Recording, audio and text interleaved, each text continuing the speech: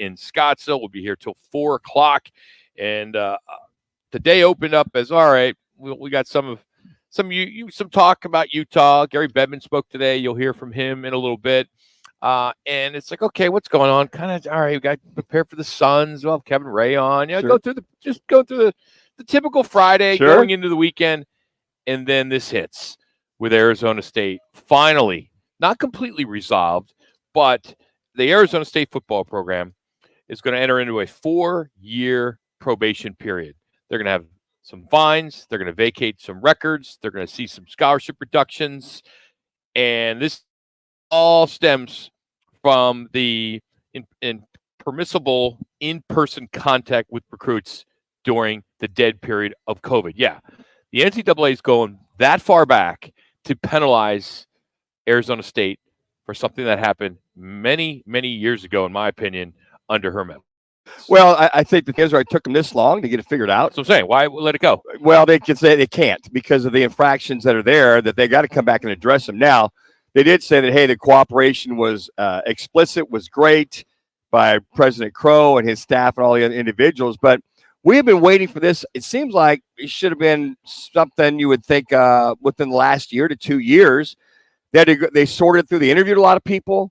They sorted through a lot of the information that was sent to them by a former coach who's moved on. So by sorting through this and understanding what they've done and looking at ASU imposing a ban on themselves last year, bowl ban, they are available, they are eligible this year.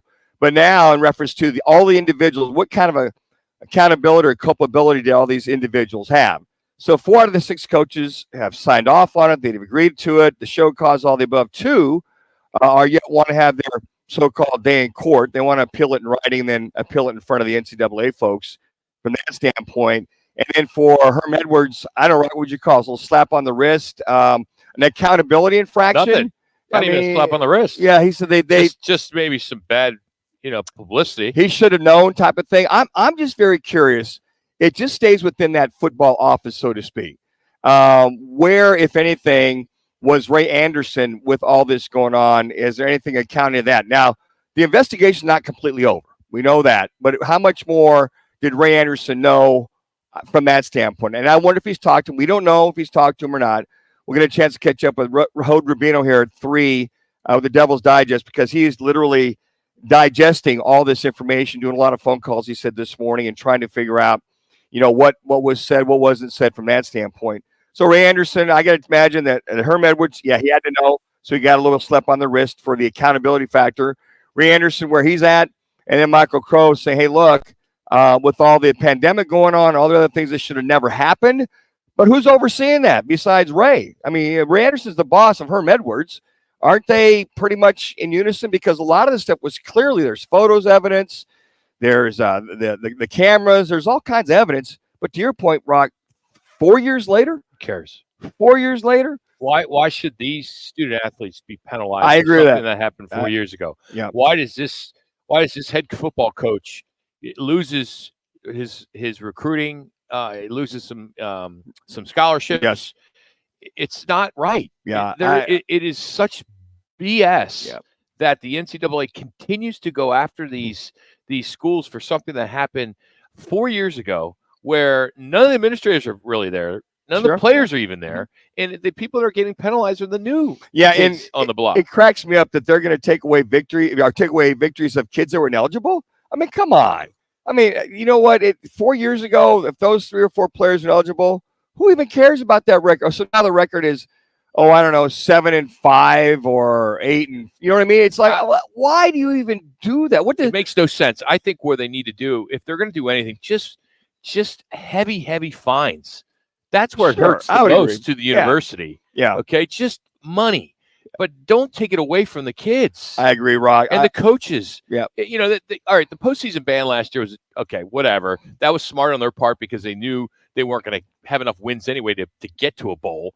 But now you look at this and you say, all right, they're losing all this. I mean, there's a lot of stuff, when it comes to the 4 years probation, because this doesn't help recruiting. No, not at all.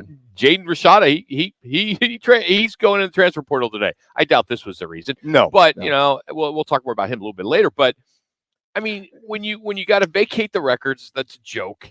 But when you also when there's a reduction in scholarships and you have restrictions on how you could recruit, it's so hard to recruit as it is now. Mm-hmm. It's BS with a capital B and a capital S. And I think that if you're out recruiting after the spring games are, which is next Friday, the spring game will be, those coaches will be hitting the road. Rock, they've got a lot of damage control. I mean, their whole thing is, okay, look, guys, we're going to recruit you. You're probably going to play, but this does not ban us from any bowls moving forward. So they can use that as a selling point. The NIL money is a selling point. There's a lot of things they can use, but I think this hanging over their head of this dark cloud going, well, you guys are being restricted. Now, it's up to those coaches to go out there and sell what this means and what it doesn't mean, because that mom or dad in that living room will go, well, you guys got some issues out there. And that coach, let's say Hines Ward, he's going to be on the road now, the new receiver coach for Arizona State. He'll be on the road recruiting and saying, look, guys, I know for a fact, here's what we can do. You'll be one of the guys that we're highly going after. We will be eligible for bowls. The restrictions are at this point, we're not quite sure, but it's mostly recruiting. We're going to get fined. It will not affect your son. So that's how they're going to have to sell that in reference to having the money and opportunities for these young men to come and play at Arizona State. You know, Michael Crow had a statement, and one part of his statement was ASU is disappointed and embarrassed by the actions of certain former football staff members who took advantage of a global pandemic to hide their behavior. All right, dude, it's college recruiting. I don't know if I could go as far as they took advantage of a global pandemic. Well, he didn't want a little bit of a stretch. Well, I think what he's saying, Rock, is they didn't want anybody around the facility. They want to make sure that with this pandemic going on and how contagious everybody was, they didn't want a lot of folks. They wanted to control. Let's put it this way: they wanted control over the facility. Okay, that's fair. But I think there's a lot of people out there, and I'm one of them. The mask, really. I mean, we could go into all that. Well, but I'm just saying, at the time, the rules were the rules. Yes. Yeah. And I think that Michael Crow is saying, look, that if it sounds like to me that was more of a heartburn for him than what was going on. But again, to do this in such a shady, sneaky, behind the scenes kind of thing, working out recruits on campus, flying guys in from one of the moms that was, I'd have a pretty good idea who that might be, whose son was very prominent here at ASU, is flying other recruits in to try to get them in to play with her son. Is that the guy that's maybe getting drafted this year? I can neither confirm nor deny that. Why would you say that if you know it was allegedly? Yes, yeah. They're thinking it was Jaden Daniels' mom. Okay, so why can't you say that? Well, allegedly. Okay, so what? Somebody told you. Here's the thing. They won't name names, so I don't understand. Is that nobody wants to name names? Okay, but allegedly that she was one of the individuals, this or that, and bringing people in to help her son out. And 5 years later, he's moved on. So a lot of guys have moved on from that particular scenario, that situation. That has come to light some 4 years later. Well, okay, you wash it clean, you move on, you answer all the questions. But 4 years? I mean, come on, 4 years. But it was just very blatant.